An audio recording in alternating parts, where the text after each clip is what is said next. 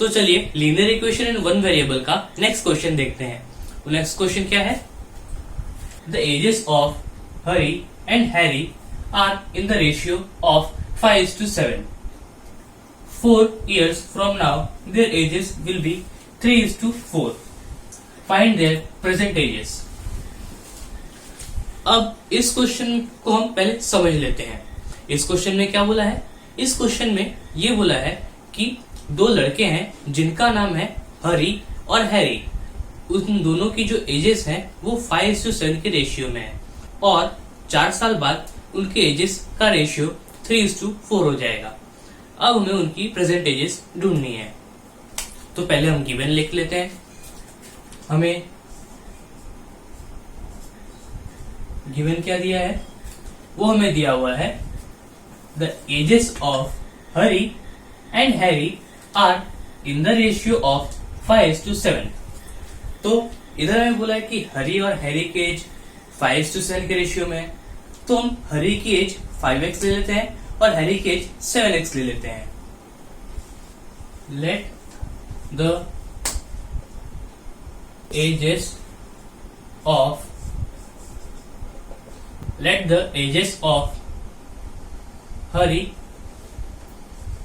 be 5x and Harry be 7x. अब हमें आगे क्या बोला है?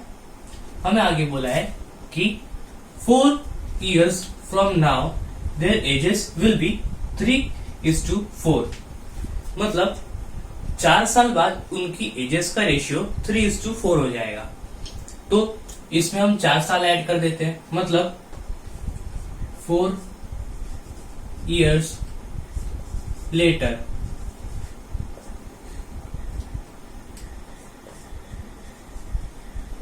Hari's age is equals to 5x plus 4 और Harry's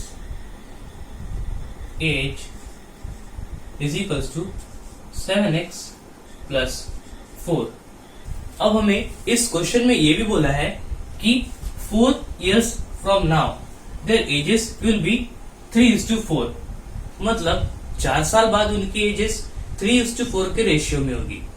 अब जब हमने इसमें 4 साल ऐड कर दिया है तो इसका मतलब ये होगा कि this age is to this age हमें 3:4 लेगा। तो इसका मतलब ये होगा कि 5x plus 4 upon 7x plus 4 will be equals to 3/4. अब हमें फाइंड क्या करना है? अब हमें फाइंड करना है उनके प्रेजेंट एजेस। तो हम कैसे करेंगे? तो पहले सोल्यूशन लिख देते हैं। सोल्यूशन में हम सबसे पहले इस इक्वेशन को लिख देंगे। तो ये इक्वेशन है 5x plus 4 upon 7x plus 4 is equals to 3/4.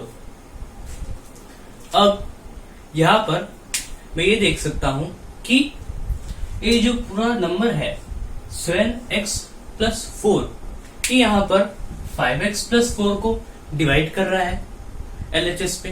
तो ये RHS में जाकर 3 से मल्टीप्लाई होगा और RHS में 3 को 4 डिवाइड कर रहा है। तो वो LHS में जाकर ये पूरे 5x plus 4 को मल्टीप्लाई करेगा। तो इसका मतलब क्या होगा?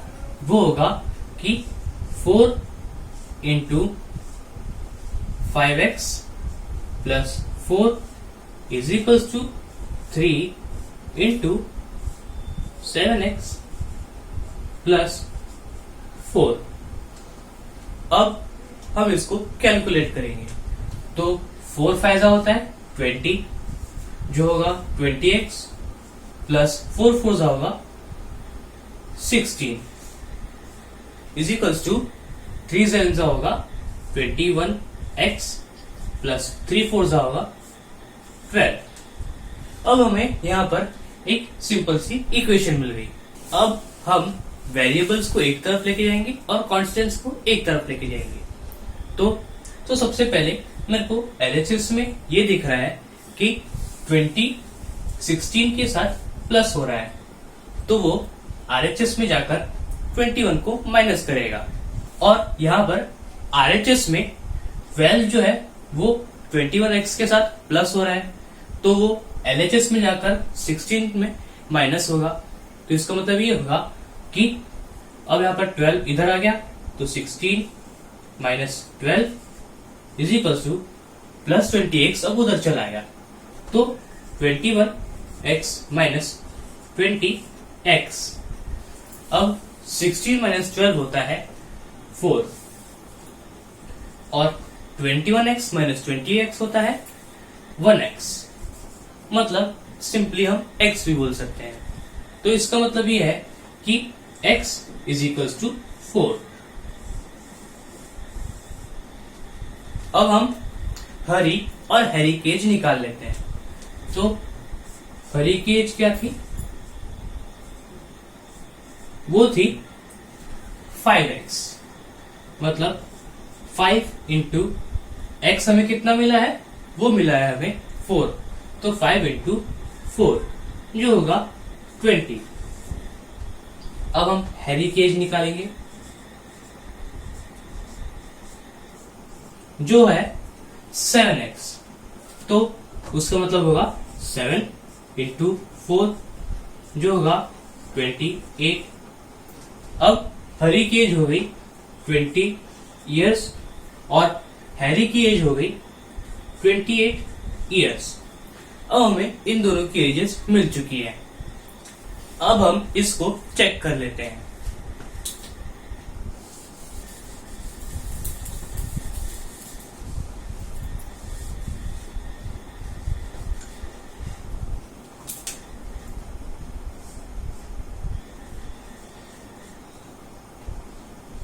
अब हमें यहाँ पर दिया है 5x अभी हरी की एज है, तो हरी की एज हमने कितनी निकाली है? वो हमने निकाली है 20 इयर्स। तो इसको मैं 5x की जगह 20 लिख देता हूं। मतलब 20 प्लस 4 अपॉन में 7x हैरी की एज है, और हैरी की एज हमने कितनी निकाली है? वो हमने निकाली है 28 इयर्स। तो हम इधर लिख देते हैं 28 प्लस 4 इज इक्वल टू 3/4। ये होगा 20 प्लस 4 24 अपॉन 28 प्लस 4 32। अब मेरे को 24 और 32 में 8 एक कॉमन फैक्टर दिख रहा है, तो मैं दोनों को 8 से डिवाइड कर दूंगा बाय 4। तो 8 4 जा 32, 8 3 जा 24। अब यहां पर हमें मिल गया 3/4 इज इक्वल टू 3/4। तो हमारा LHS is equal to RHS हो चुका है। तो हमने जो एजेस निकाली थी हरी और हैरी की, वो हमने सही निकाली थी।